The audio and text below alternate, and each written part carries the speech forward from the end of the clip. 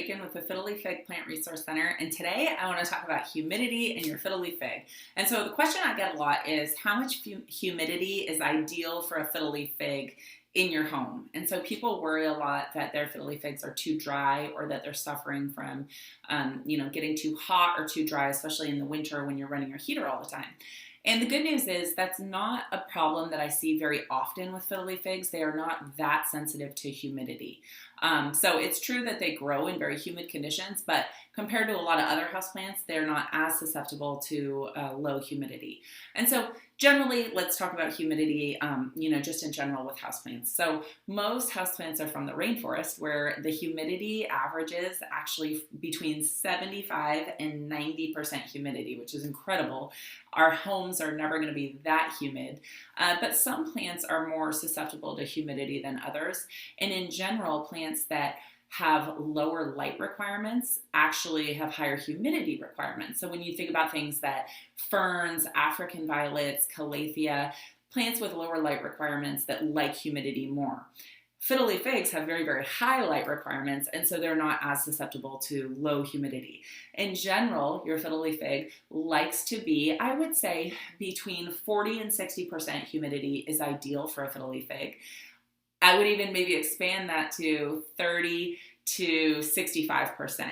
Certainly higher humidity is not going to hurt them, though they can become more susceptible to infections on their leaves, like fungus on their leaves and things like that, if they're in too humid conditions. But I have seen happy fiddle figs down to, conditions of around 35% humidity, at least for part of the year. So the most important thing, I think, when you're thinking about the humidity in your home is to not assume that you know anything. So when I was growing fiddle figs in my home, I assumed that because I live in San Diego that somehow our air is very dry, because people say that all the time. They say, oh, San Diego's a desert, it's so dry. And before I spent a ton of money on a whole house humidifier that I was pretty excited to get, my husband brought me home this humidity meter.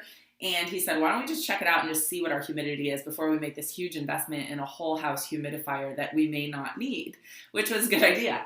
Turns out right now, it's a normal day in the summer, it's 61% humidity in our house. So it isn't that dry here where I live. We live in a little bit of a valley and it's just not that dry here. So I'm so glad that I got this. This was less than $10 on Amazon. I will link it below. So the first thing I would tell you to do is just get one of these, put it next to your plants, because it does really vary where you put it in your home. If you put it in the bathroom, it's very, very humid.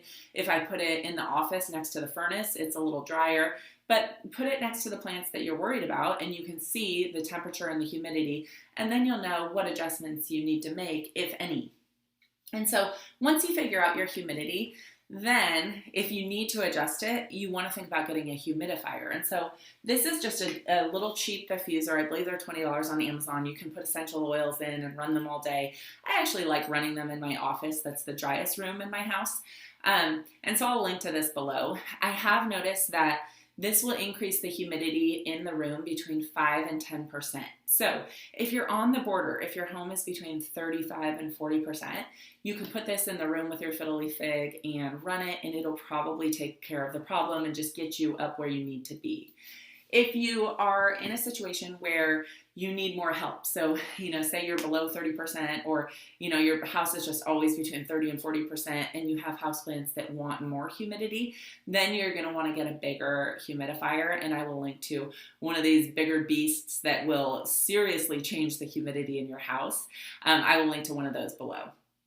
Other things that you can do to really improve the humidity for your plants is that you can actually group them together, and that does make a big difference in the humidity. So in the office room that I have, I grouped about 12 plants together, and it's really increased the relative humidity in the room without doing anything else. And so it doesn't seem like that would make a big difference, but it does. Other things, once I started reading a lot about humidity and how to change the humidity in your home, I read things like you should shower with the door open, or you should cook with your lid off of the pot of boiling water. So I started doing these things, and it actually does make a pretty big difference. So I leave the door open when I'm showering, and every morning I open the dishwasher, and so all of the vapor escapes when the dishes are drying. I boil my water with the pots off. with the lid off of the pot, and it makes a big difference because I have that humidity meter and I'm always checking it and I'm always kind of troubleshooting my humidity. I've noticed that it does make a significant difference just to make these small habit changes. That may be all that you need to do.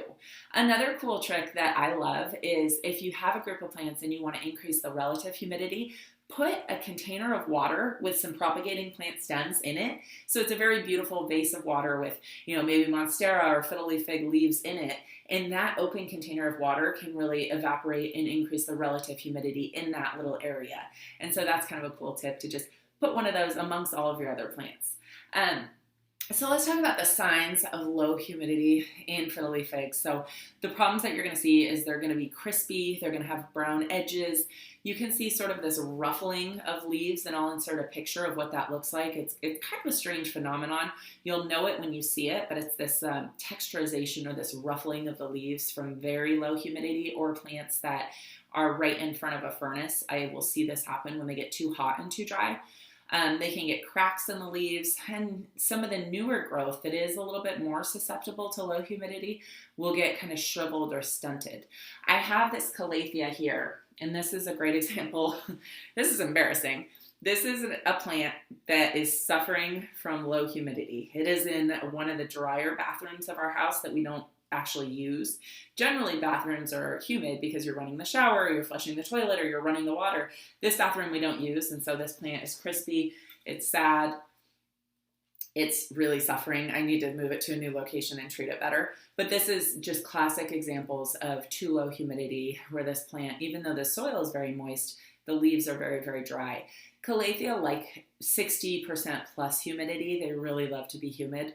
And so if I'm serious about growing these, which I have 3 of them, and I think I may get serious, I need to get a humidifier and run the humidifier on these plants so they're not suffering so much. So the other thing that you can do is you could put your fiddle leaf fig near the bathroom or near the kitchen, which tend to be more humid areas of your home, to the extent that they will still get a lot of light, because light is more important than humidity. So you still want it in a very, very sunny location. And so I hope that's helpful. Generally our homes are between 30 and 60% humidity, but it is helpful to just double check your home, see how you're doing, and just to consider whether that is a cause of some of the issues that you're having with your fiddle leaf fig. If you have any questions, put them in the comments below. I hope this was helpful for you. Thank you so much for watching, and we'll talk to you soon.